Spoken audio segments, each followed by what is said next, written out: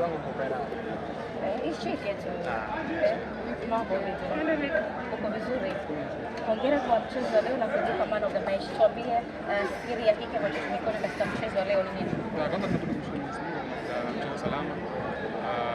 Mimi na siri kubwa kufuata maelekezo ya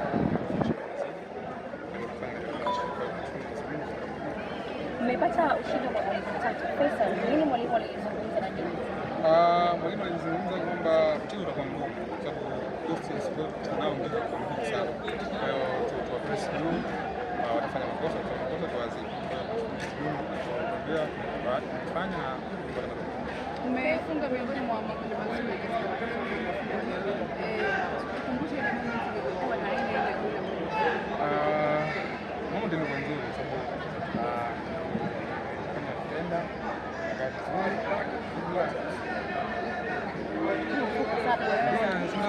kama vile hujachukua tu. Nimechukua tu ndio kishaelewa. Kitu gani ambacho kwa pengine kwenye kipindi cha pili kwa sababu magoli yote tumeyafikia mkono wa kwanza. Naona tumetengeneza nafasi kwenye cha pili pia, lakini hatujatumia vizuri. Kwa hiyo ni jumla moja ya mchezo kwa hiyo football hii. Cha pili jumla moja ya football hii. Hadi hapo kwenye mchezo ambao unafuata. Unazungumza nini kwa kwenye mchezo ambao unafuata? Mchezo unaofuata utakuwa mgumu zaidi ya huu ambao tuliocheza leo. Kwa hiyo tutarudi katika uwanja wa mazoezi ili kufuata mwalimu anataka nini tufanye katika mchezo mmoja kufanya vizuri. Nimeona kati ukifunga Pascal Msindo alikuja kukurukia kwa nyuma, alifurahi kweli kweli. Baada ya kupata hii tuzo, Msindo anasemaje? Mbona mlikuwa mnazungumza pale? Sina jema bwana. Anasemaje kwani?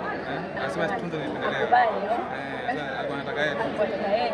Na hajafunga. Shukrani.